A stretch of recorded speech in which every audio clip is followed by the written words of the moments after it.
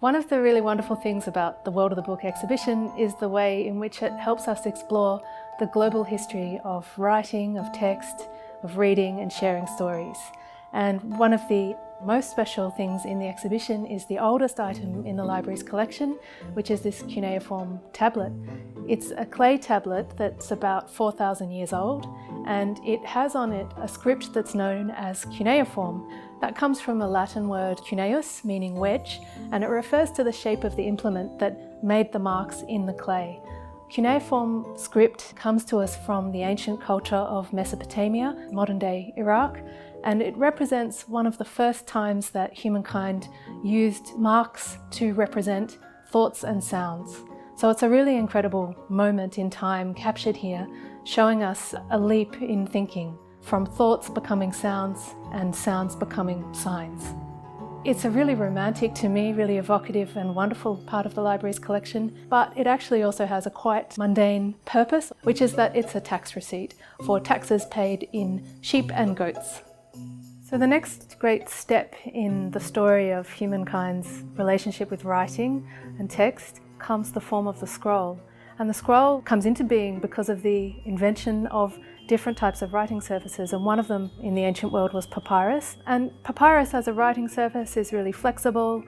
You can make lots of sheets and stick them together, and then the best way to organize them at that point was to turn them into a scroll, join them together and attach them to rollers that allow you to turn and access the script. So the form of the scroll then is a huge innovation. In Judaism, the Torah scroll is always written on vellum, so prepared animal skin, not papyrus, but the technical form of the scroll remains the same.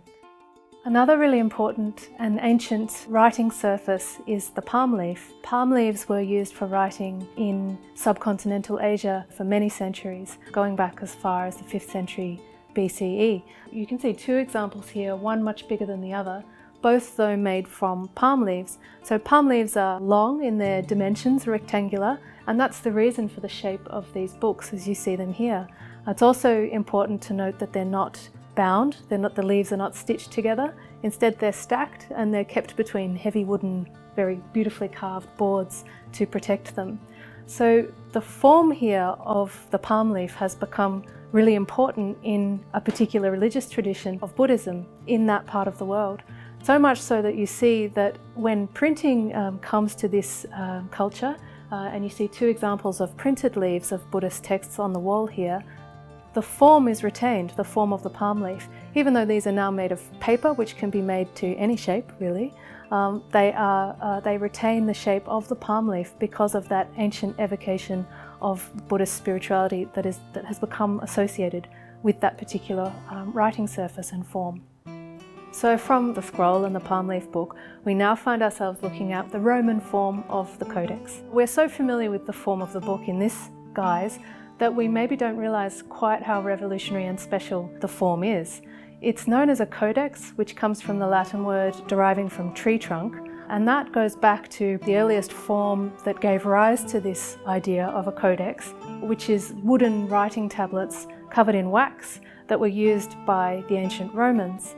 In time, these wooden tablets would come to be stitched together loosely with cord as a way of storing them and making them more easy to use. And over time, that evolved into what we see now as the bound form of the book, a real revolution in how people could access information and ideas. This particular book that we're looking at here is one of a number of medieval manuscripts the library holds, which is the largest public collection of medieval books in Australia. What's really exciting about it is that it contains music that is performed, in this case by a group of nuns in the 14th century in France. What we can see on this page is the text and the music that celebrate the feast of St. Lawrence. Lawrence was a martyr in the early Christian church, but before he died, he was famous for having collected and preserved the archive of his early Christian community. And for that reason, he's celebrated today as the patron saint of librarians and archivists. But he is perhaps better known for the gruesome way in which he died, in that he was condemned to be burned alive. He was placed on a griddle and had the presence of mind and the humour enough to apparently quip to his tormentors, "Turn me over, I'm done on this side." So the form then of the cuneiform tablet has durability on its side. Once you make them, they last thousands of years, but you can only record a certain amount of information on them. The form of the scroll then allows you to record a lot more and keep it together, but there's a limit to how easily you can access those ideas once they're in the scroll. So the codex completely revolutionized how people can read. You can have lots of information contained in one place, you can flick backwards and forwards through it, you can have an index. The whole world shifts when the form of the codex is embraced.